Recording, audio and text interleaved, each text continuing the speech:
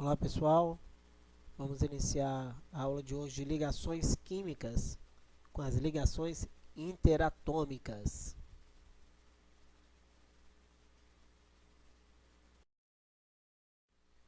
Então, numa ligação química, nós vamos ter a união dos átomos. Então, a união dos átomos, eles formam as moléculas. E esses tipos de ligações, elas podem estar divididas em três planos. Nas ligações iônicas, nas ligações covalentes, que é denominada ligação covalente simples e dativa, também chamada de coordenada, e as ligações metálicas. Vale lembrar que esse tipo de ligação que vamos ver na aula de hoje é a ligação entre os átomos, para a formação de compostos iônicos e moléculas. Mais à frente, estaremos trabalhando só com as ligações intermoleculares, aí a ligação de uma molécula com a outra. A ligação química, na verdade, ela vai ocorrer, as ligações entre os átomos, seguindo a teoria do octeto, que é a ideia de que todos os elementos químicos queiram imitar o gás nobre, ele ter 8 elétrons na última camada, ou ter 2 elétrons no composto que apresenta somente uma camada, que é o caso do gás hélio. Então, a estabilidade pode ocorrer com 2 elétrons ou com 8. Existem elementos também que se estabilizam com 6. Então, é denominado teoria do octeto porque a maioria dos elementos químicos da tabela periódica, eles acabam ficando estáveis com 8 elétrons na última camada. E essa estabilidade, ela pode ocorrer através de doação ou compartilhamento de elétrons. E aí vai formando as ligações. Dependendo do tipo, se for doação, vai ter uma denominação para esse tipo de ligação. Se for compartilhamento, vai ter uma outra denominação. Então, o que é importante levar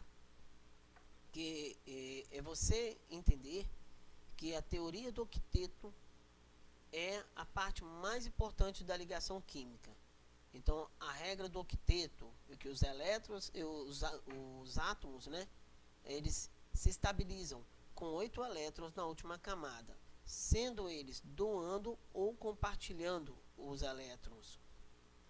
E essa teoria é que vai dar origem, então, às ligações interatômicas. A primeira ligação é a ligação iônica. O que é uma ligação iônica? Também denominada de eletrovalente. O que vai ocorrer é a ligação de um íon cátion com um íon ânion.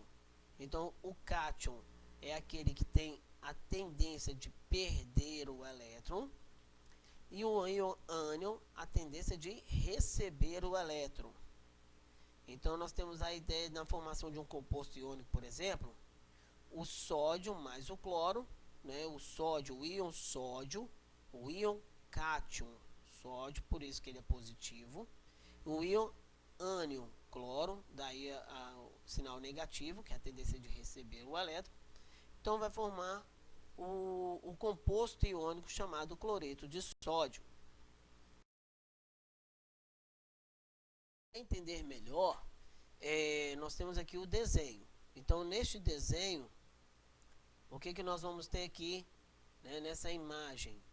Então, você vai ter aqui os átomos nêutrons.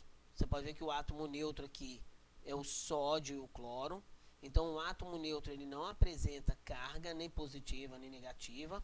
Vale lembrar que o número de prótons é igual ao número de elétrons no átomo neutro.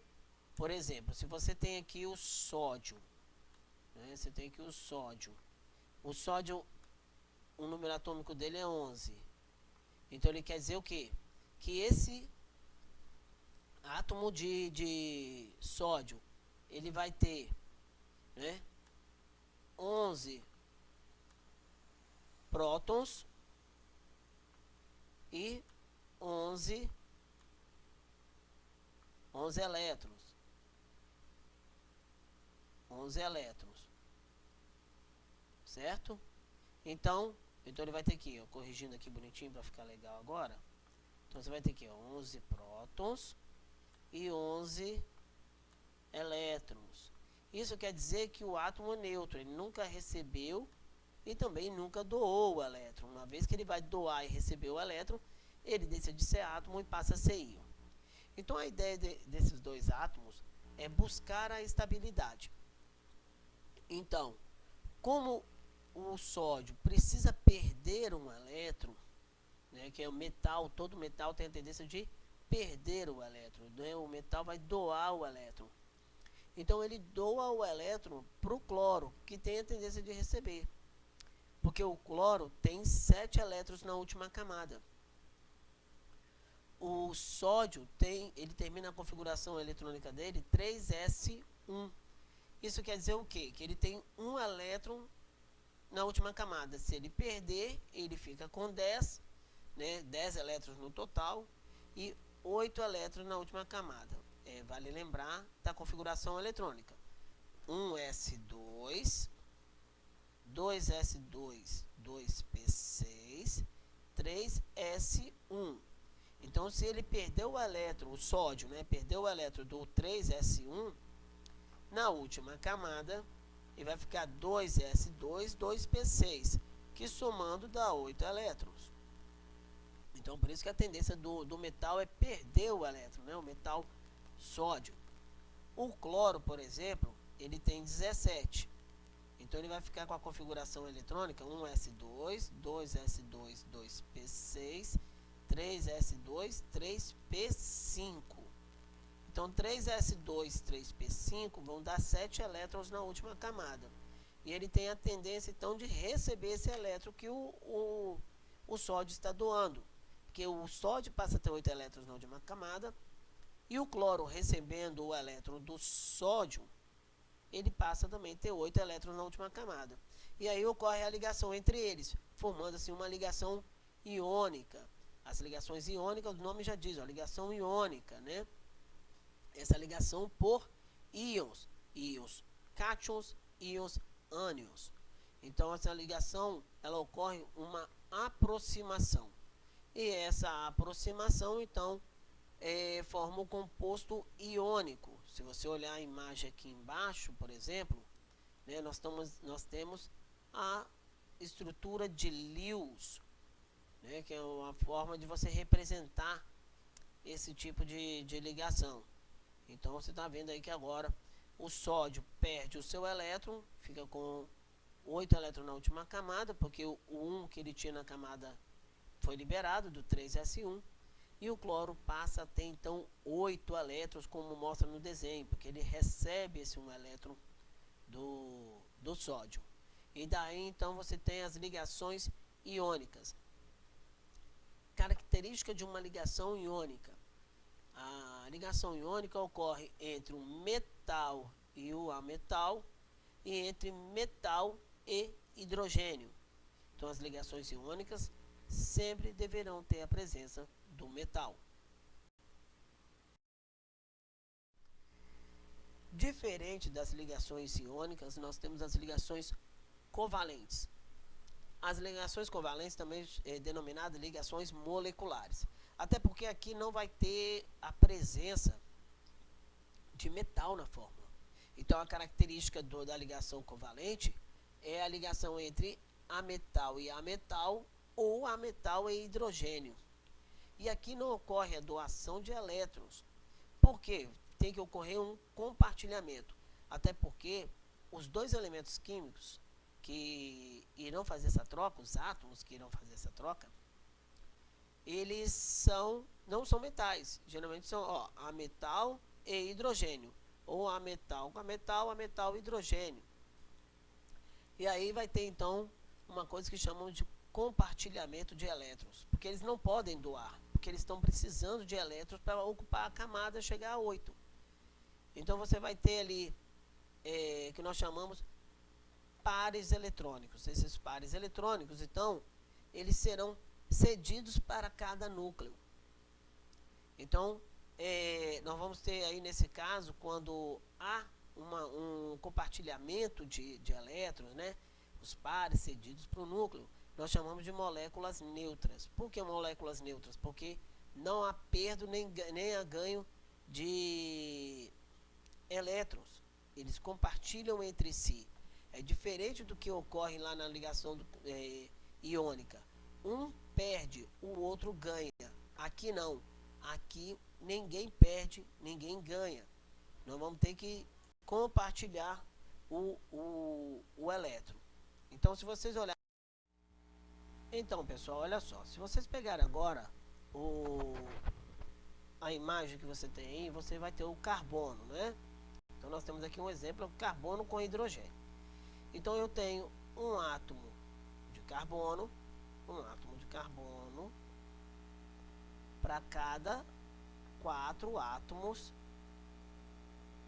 de hidrogênio. Aí, ó. Então, é a fórmula do gás metano. Tá, mas como é que ocorre isso aí?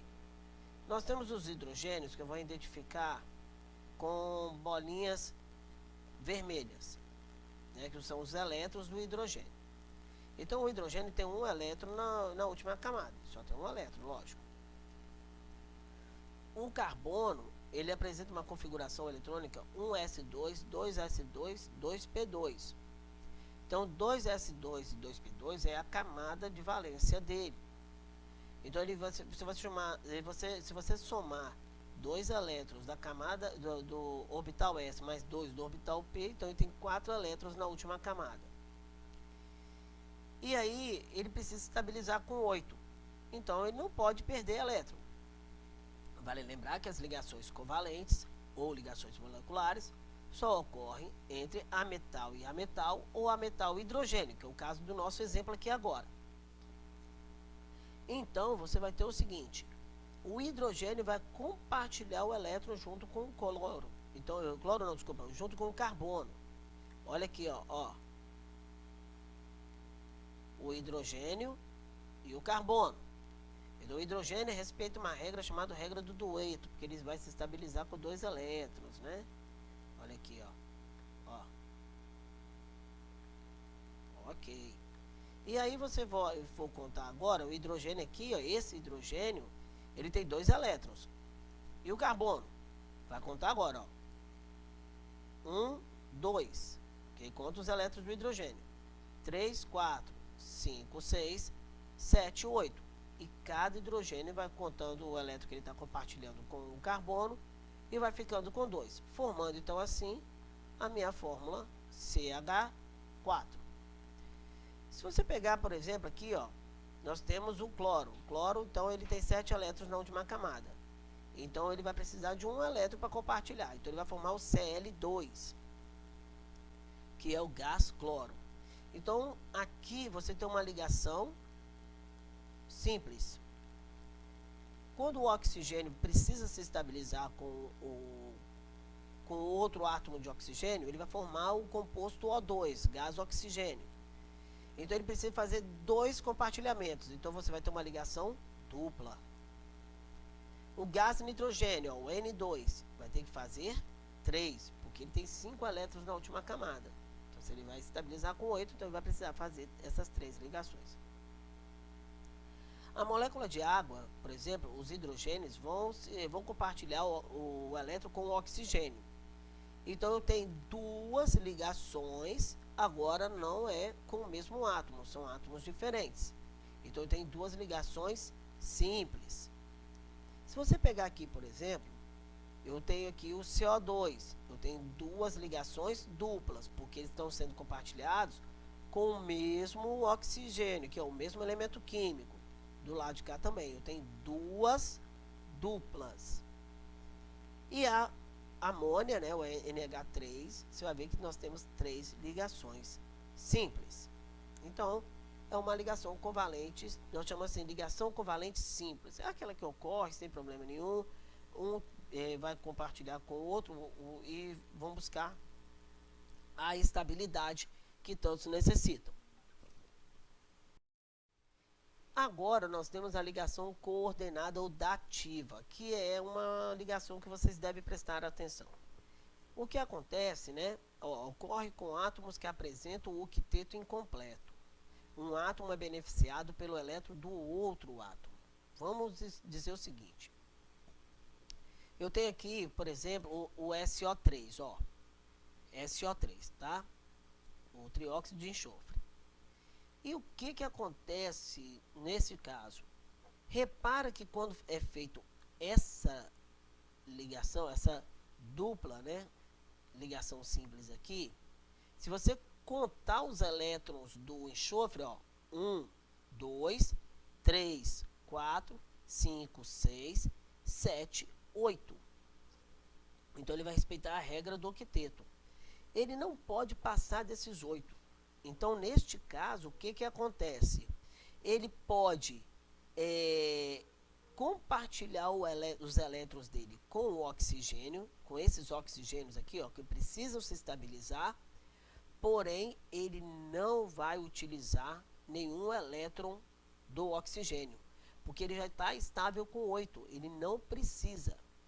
Então, neste caso, o que acontece? Vai ser contado assim, ó. Enxofre, 1, 2, nada aqui, que não está pegando nenhum elétron do oxigênio. 3, 4, nada aqui, que não está pegando elétron do oxigênio. 5, 6, 7, 8. Então ele está com 8 elétrons na última camada. E o oxigênio, repara, ó, 2, 4, 6 com 2, 8. A mesma coisa acontece do lado de cá.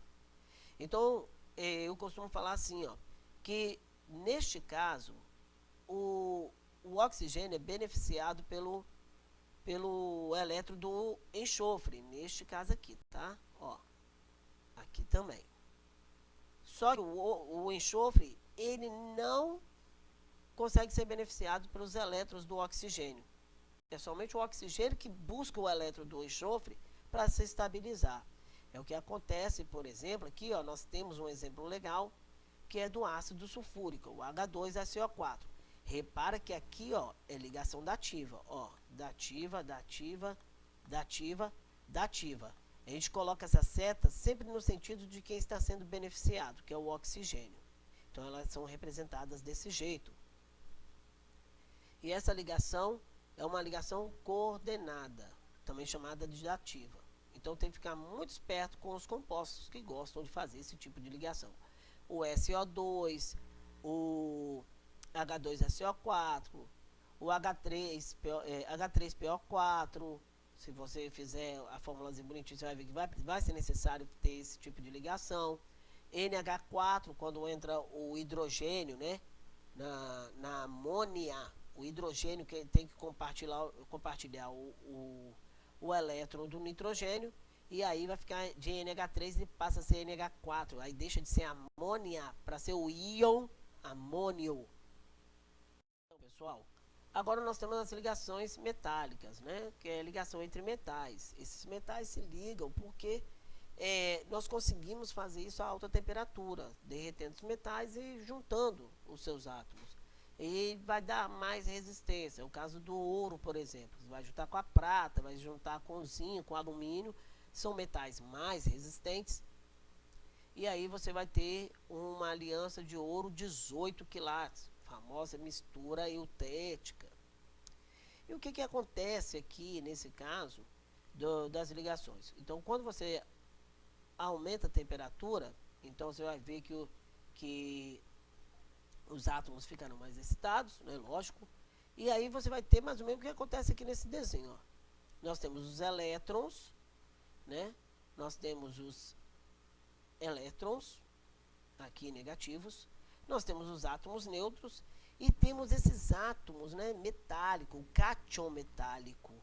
Então, o que acontece é que quando aumenta a temperatura, esses elétrons vão ficar excitados na superfície do metal e do outro metal também, ocorrendo uma atração. Esses metais, né, essa nuvem eletrônica que ocorre nos elétrons desses metais, né, essa formação dessa nuvem eletrônica, nós chamamos de mar de elétrons. Então, toda vez que você ouvir a palavra mar de elétrons, você tem que se ligar que isso é uma ligação metálica, onde nós temos outros metais. Você pode ver que não tem bronze na tabela periódica. Não existe o bronze, né? O bronze é a mistura de cobre, ferro com zinco, estanho, ferro não, desculpa, cobre, estanho e zinco. Tira o ferro, por gentileza. Ferro é latão. O latão, então você vai ter o latão, então você vai ter ferro, alumínio, zinco, aí você vai ter o famoso latão. A prata 925, prata 950, boa parte dela deve ser prata, mas eles acabam fazendo uma mistura de alumínio e zinco. Então acaba esses metais, essas metais se ligando entre si para formar outros metais que são mais resistentes. Você pode reparar que quando você tem o ouro e o cobre, fato curioso, eles são os únicos metais que apresentam cor, né? Então o ouro e o cobre nunca irão se misturar, porque pode comprometer a coloração da liga. O cobre vai dominar a cor do ouro, então eles evitam fazer metais de cobre e ouro. Geralmente vai ser ouro com metal cinza, né? O metal cinza, que é o que nós falamos, que a maioria dos metais apresenta cor acinzentada, ou o cobre com outro metal cinza. Jamais ouro e cobre junto, porque vai tirar a característica de cada um deles. Quer tirar dúvida? @professor Valdetaro Química no Instagram, Facebook Fernando Valdetaro, também no Twitter, @Valdetaro. Existem algumas aulas minhas que estão presentes lá no YouTube, no canal Fernando Valdetaro. É só você ir lá assistir a aula, ok? Grande abraço e até a próxima.